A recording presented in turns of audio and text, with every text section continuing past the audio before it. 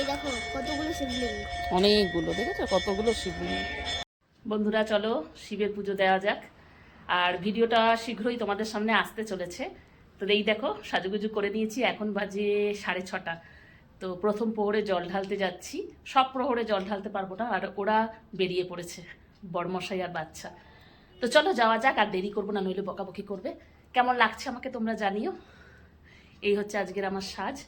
এখানে জানো তো, বাইরে কলকাতার বাইরে শিব পুজোটা মানে শিবরাত্রিটা খুব বড় করে মানানো হয়। এখানে নীলের উপোসটা অতটা বড় করে মানানো হয় না, তাই ভাবলাম যে চলো পুজোটা করা যাক। প্রতি বছরই চেষ্টা করি। আর আমার বড়মশাই আমার সাথ দেয়, ও খুব মানে ভক্তি আর কি, খুব বিশ্বাস করে। তো চলো যাওয়া যাক।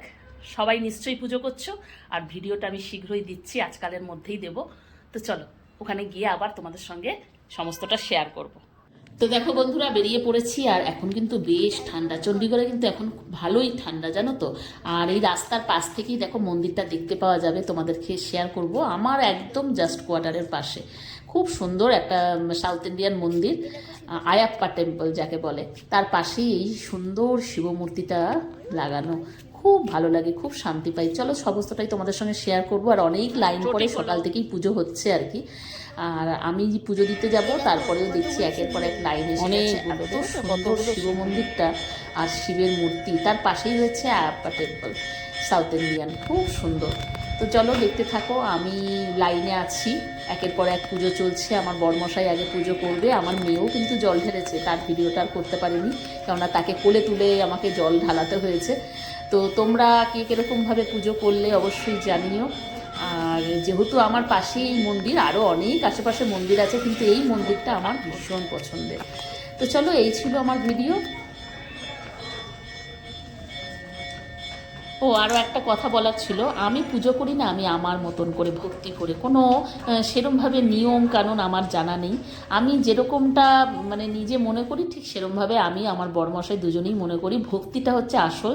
জানি না তোমাদের কাছে ঠিক মনে হলো কি না আমার কথাটা। ভক্তি আসল, বাকি তো সবই মানুষের সৃষ্টি।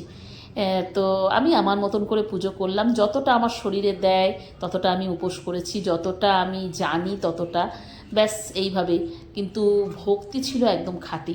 খুবই মানে শান্তি পাই এই মন্দিরে এসে, আবারও বলছি ভীষণ ভালো লাগে। তোমাদের কেমন লাগলো আমার এই মন্দিরটা অবশ্যই জানিও। একের পর এক পুজো চলছে, এবার প্রহরে প্রহরে চলবে, কিন্তু আমি তো দিতে পারবো না বাচ্চা নিয়ে, আর রাত জেগে আমার পক্ষে সম্ভবও নয় মন্দিরে এসে পুজো দেওয়া। তো এই ছিল। তো মন্দিরটা একটু ঘুরিয়ে দেখানোর চেষ্টা করছি, ভেতরে গিয়ে আর দেখাতে পারছি না, আয়াপ্পা টেম্পল সেখানে অ্যালাউ নেই মোবাইল নিয়ে ঢোকার। তো এই অবধি দেখা। তো বন্ধুরা ভিডিওটা কেমন লাগলো অবশ্যই কমেন্ট করে জানিও। খুব শান্তি পাই এই মন্দিরে এসে পুজো দিয়ে, জানো তো, আমার কোয়ার্টারের জাস্ট সামনেই। তো সবাই কেমন এনজয় করলে, কেমন পুজো দিলে অবশ্যই কমেন্টে জানিও।